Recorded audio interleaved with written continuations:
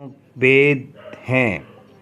रूढ़ा लक्षणा या प्रयोजनावती लक्षणा, गौणी लक्षणा या शुद्धा लक्षणा, रूढ़ा लक्षणा या शुद्धा लक्षणा या प्रयोजनावती रक्षक या गौणी लक्षणा। तो इसका सही उत्तर है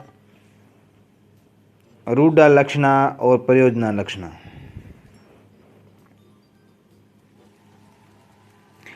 आपके सामने अगला प्रश्न है, मुहावरे और लोकोक्तियों का प्रयोग किस शब्द शक्ति में होता है? गौणी लक्षणा में, प्रयोजनावती लक्षणा में, रूढ़ा लक्षणा में या शुद्धा लक्षणा में? इसका सही उत्तर है रूढ़ा लक्षणा में।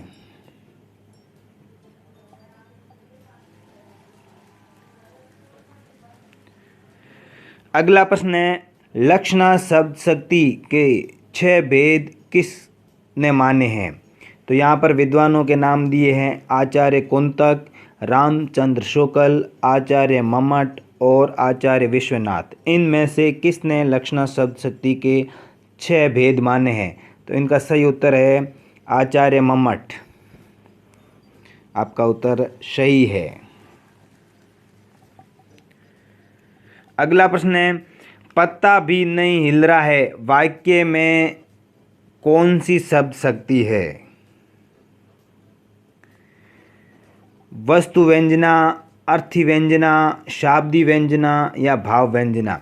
तो पत्ता भी नहीं हिल रहा है वाक्य के अंदर जो शब्द शक्ति है वो है वस्तु व्यंजना।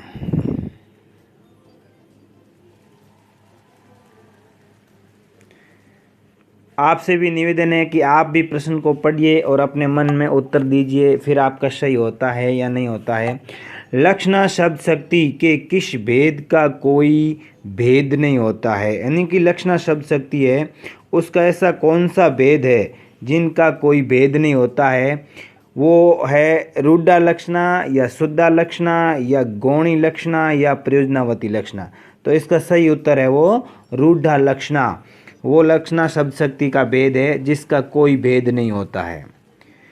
अगला प्रश्न है, चिर जीवो जोरी जुरे क्यों न शने गंभीर के घटी ए वृषभानुजा वे हलधर के वीर।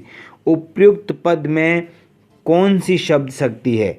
वस्तु व्यंजना, गौणी लक्षणा, अर्थी व्यंजना या शाब्दी व्यंजना? तो इसके अंदर है वो शाब्दी व्यंजना शब्द शक्ति है।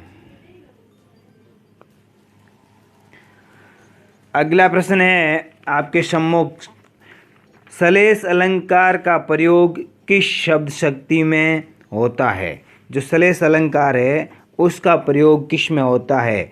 व्यंजना शब्द शक्ति में या अभिधा शब्द शक्ति में या लक्षणा में या इन तीनों में? तो श्लेष अलंकार का प्रयोग है वो व्यंजना शब्द शक्ति में होता है।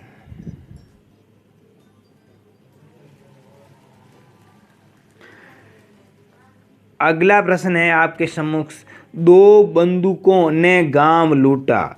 इस वाक्य के अंदर कौन सी शब्द शक्ति है? तो जो 2 बंदूकें हैं उन्होंने क्या किया है? गांव को लूटा है। इसके अंदर कौन सी शब्द शक्ति है?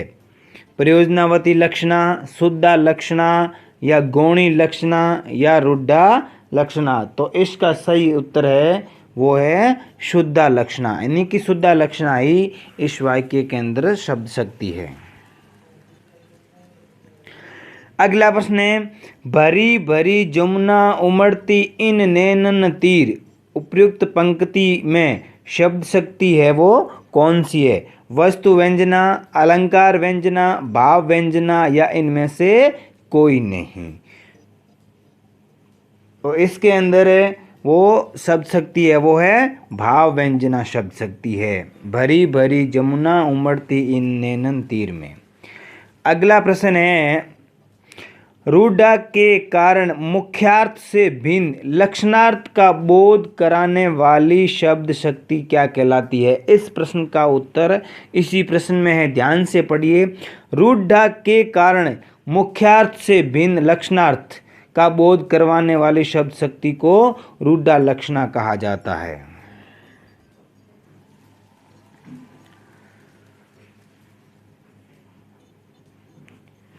अगला प्रश्न है, लक्षणा शब्द शक्ति के दो प्रमुख भेद है।